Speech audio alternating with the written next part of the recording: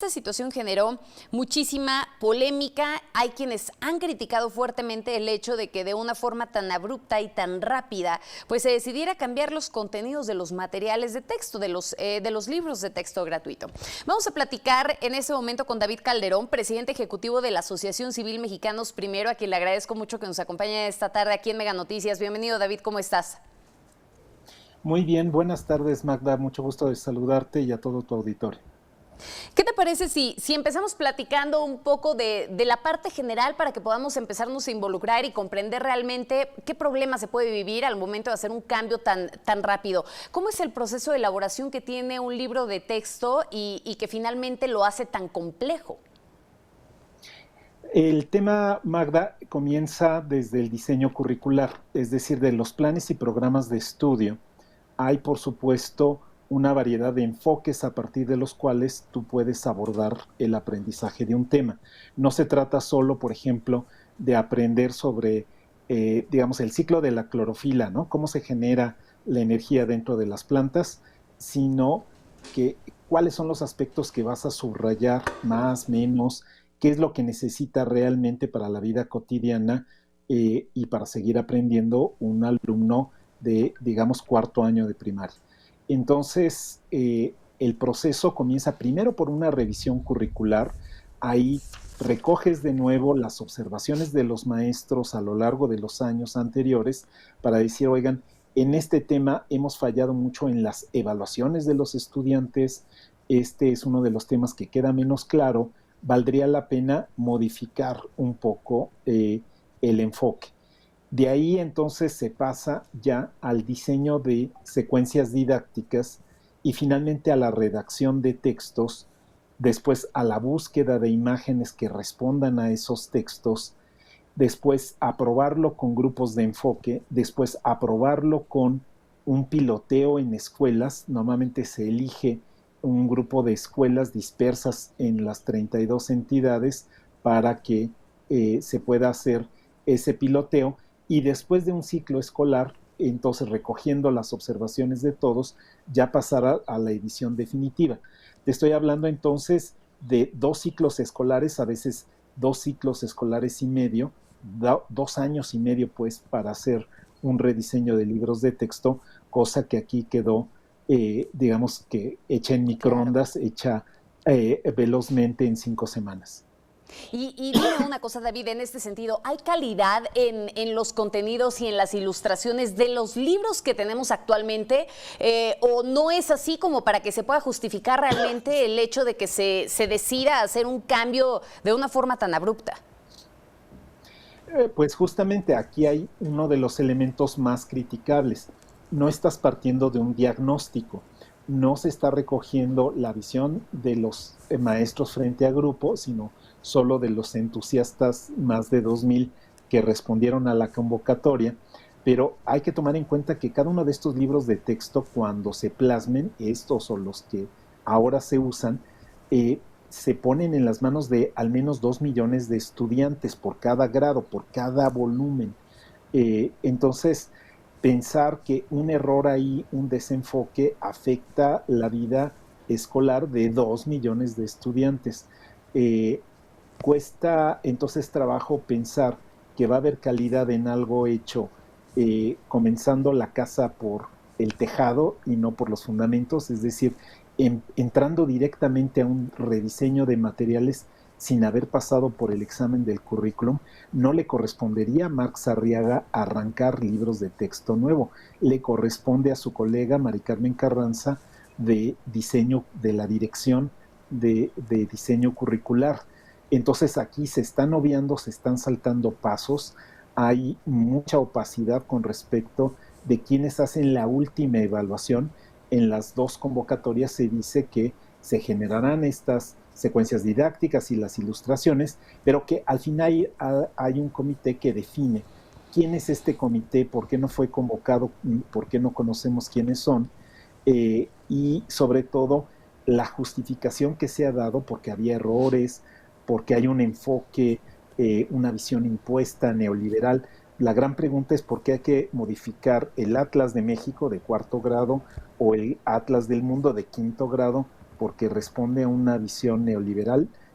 Cómo se van a trazar los mapas, se van a trazar distintos, ¿no? Si eres neoliberal o si tienes una visión progresista, socialista, como le quieras llamar, realmente te da un atlas distinto, los textos en qué o cómo cambian. Justamente esta falta de congruencia pedagógica y esta falta de claridad hace temer pues que sea algo muy Claro. improvisado y probablemente simulado.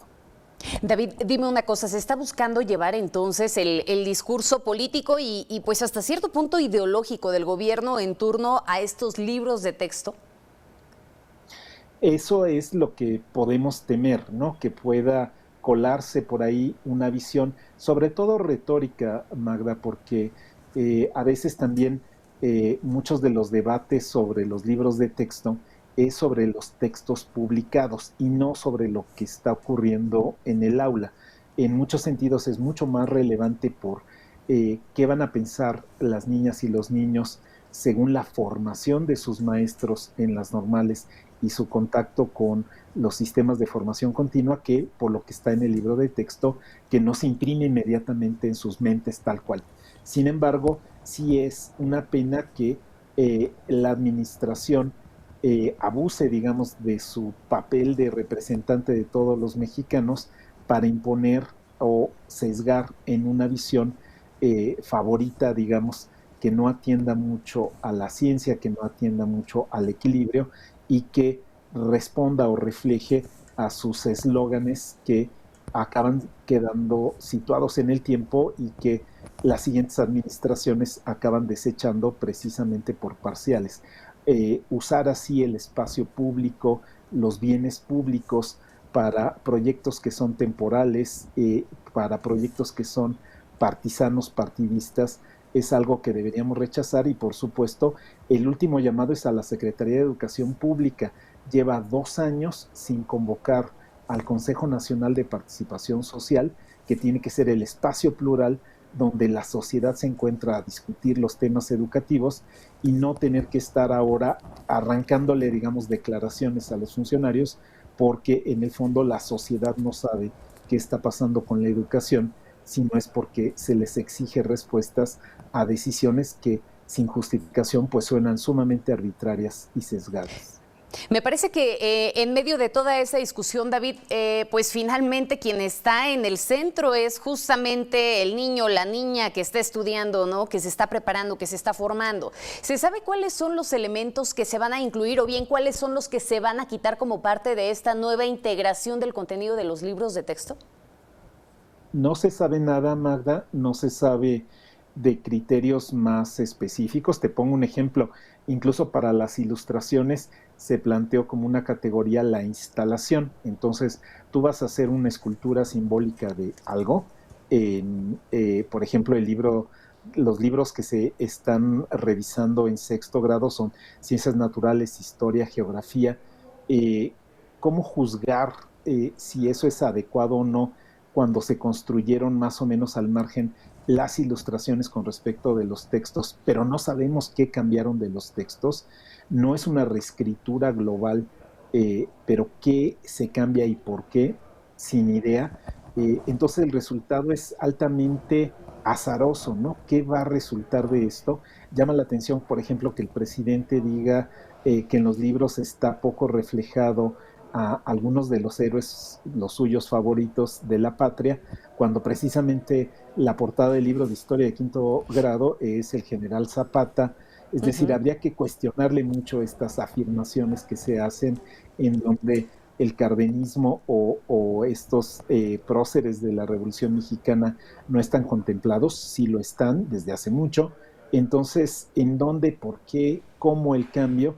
Y sobre todo tan lleno de esa visión soberbia de los adultos y no de las necesidades educativas de los niños, en un momento que además los maestros no necesitan más trabajo con nuevo material, necesitan apoyo para saber cómo van a regresar, como han marcado los reportajes anteriores, a clases con dificultades muy concretas a resolver y no con estos elementos de nuevas preocupaciones con nuevos enfoques en los libros de texto. Y que sabes qué, David, me parece que aquí estás tocando un punto central, ¿no? A ver, estamos en medio de una pandemia en donde realmente los niños están tomando clases a distancia y en donde verdaderamente es sumamente cuestionable si vale la pena hacer en un momento como este cambios de fondo en los libros de texto, si verdaderamente van a tener incluso los profesores la capacidad para poder estar estudiando y analizando todo esto, pues cuando todavía no se sabe ni siquiera con certeza si va a haber un regreso a clases para aquellos estados que en este momento están en semáforo amarillo y que no sabemos qué es lo que vaya a pasar de aquí a 15 días con los casos que nos arrojen ahora en las vacaciones de Semana Santa. Pero déjame retomar esta parte discursiva que mencionabas hace un momento. El presidente López Obrador justamente señalaba el sábado este asunto de que se habían cambiado los libros de texto y que se había quitado materias fundamentales como el civismo, la ética. ¿Qué nos dices al respecto de esta parte? Que por supuesto eso no es cierto. Cualquier examen muy sencillo nos va a llevar a que desde el inicio del sexenio de Felipe Calderón se recuperó los libros de formación cívica y ética para primaria. Ya existían en secundaria y ese salto que tuvimos entre los libros clásicos de civismo, aquellos con la imagen de la patria llevando la bandera y un águila enorme atrás, y los libros que presentó la secretaria Vázquez Mota, ininterrumpidamente hemos tenido formación cívica y ética. Entonces, esta idea de que estamos tan mal porque los niños no han aprendido en lecciones escolares elementos de formación cívica y ética es falso, hay que desecharlo como mentiroso, no es así. Siempre ha habido en estos últimos años, o sea, por 2 sexenios seguidos ha habido libros de formación cívica y ética, sinceramente muy buenos. Hay textos realmente valiosos. El de sexto grado es un discurso muy sólido sobre derechos humanos para las niñas y los niños de México. Entonces, todos los libros de texto son mejorables, sin duda. Se pueden ejemplificar con elementos más recientes, con cosas que les resuenen más a los chicos, sí. No ha habido formación ética, eso es una mentira, eso es falso, y sobre todo hay que considerar que no basta el discurso en el aula o que tú hagas ejercicios sobre los derechos humanos, necesitas la convivencia, el ejemplo de los adultos de tu escuela. En una escuela en donde se permite la corrupción o el bullying, pues no estás aprendiendo mucho de civismo, Claro. pero eso no depende del libro de texto, depende también de la convivencia que establecemos todos los miembros de la comunidad educativa. Que bueno, dentro de todo esto lo que llama poderosamente la atención es si al final del día esto es un desconocimiento sobre la elaboración de los libros. Estamos hablando de la falta de capacidad o bien irresponsabilidad por parte de la propia administración. ¿Qué riesgos adviertes frente a estos cambios? Sobre todo los riesgos del desajuste, del disgusto, de la sobrecarga para los maestros comunicada a los alumnos. Siempre la recepción de los libros de texto pues es un momento, digamos, de los más gratos en la dinámica de la vida escolar, porque recibes materiales nuevos, porque los empiezas a explorar, pero hay que recordar que el libro es un auxiliar, no es el maestro, el servidor del libro, no es el Corán y el libro del Mormón para estarlo repitiendo y cantando, digamos, con tonito.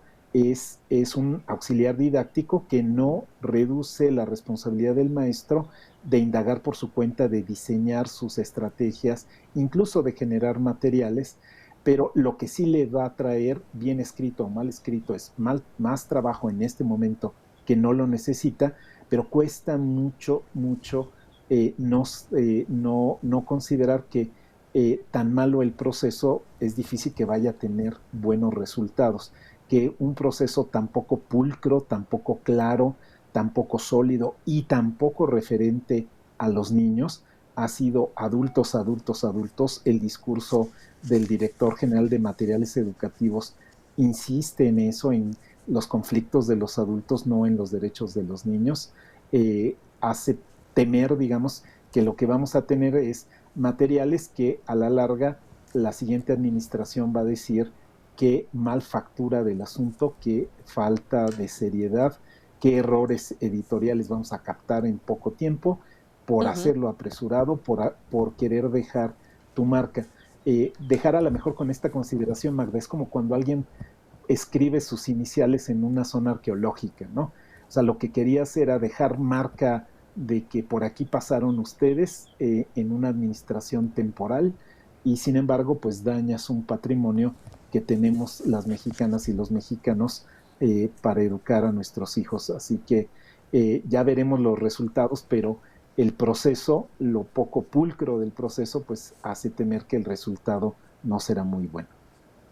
Fíjate que nada más esta frase que nos dices, dejar marca dañando el patrimonio en el proceso, ¿no? Que me parece que eso es lo más grave de todo esto, que al final del día se pueda dañar directamente a los estudiantes, que sean los que puedan llegar a pagar todas estas consecuencias. Y ya para que podamos finalizar, David Calderón, ¿cuál es esta expectativa que se tiene para el regreso a clases presenciales? Que, bueno, finalmente sabemos que hay varios estados que en este momento se encuentran en semáforo amarillo y que era una de las condicionantes que estaba planteando también la Secretaría de Educación, ¿no? Que llegaran a este semáforo para que se empezara a vislumbrar ya el panorama del regreso a clases. Pues ciertamente, Magda, pues, la preocupación de no va el ritmo de la vacunación como correspondería con ese cambio de semáforo. Es muy urgente que se vacune con celeridad a, por supuesto, estas figuras de primera línea que son las y los médicos y todo el personal de salud público y privado, después que se vacune a los maestros, pero sobre todo la preparación tanto pedagógica de los maestros como de la infraestructura. En la infraestructura seguimos sin saber si ya se resolvió que haya agua en todas las escuelas, que se van a distribuir los materiales. Se ha dicho mucho de la escuela es nuestra, pero solo involucra 53,000 planteles. Tenemos 243,000 de educación básica. ¿Qué va a pasar con los demás? Van a ser los padres, las madres de familia los que van a pagar el líquido sanitizante, los cubrebocas.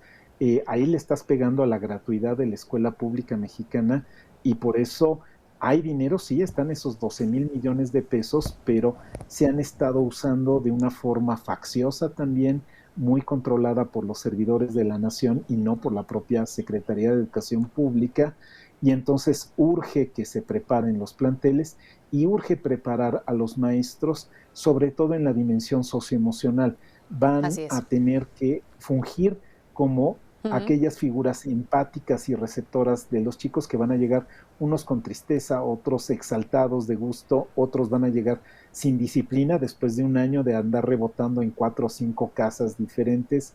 Entonces, el trabajo de ahora que se necesita es ayudar a los maestros a prepararse, darles herramientas para recibir a los alumnos y preparar la situación de los planteles. El tema de la ventilación, prácticamente ninguna escuela tiene ventilación corrida en México. Vamos a tener que usar los pasillos y los patios, medir bien las distancias, tener termómetros dignos. No va a ser así solo a la vista natural saber si alguien trae o no temperatura alta. Todo eso falta, eso hay que exigirlo y seguimos todavía en este gran discurso de, bueno, ya los vamos a vacunar, pero todavía no pasa. Vaya tarea que se tiene por delante, David Calderón. Muchísimas gracias por estos minutos para Mega Noticias. Muchas gracias, Magda. Saludos.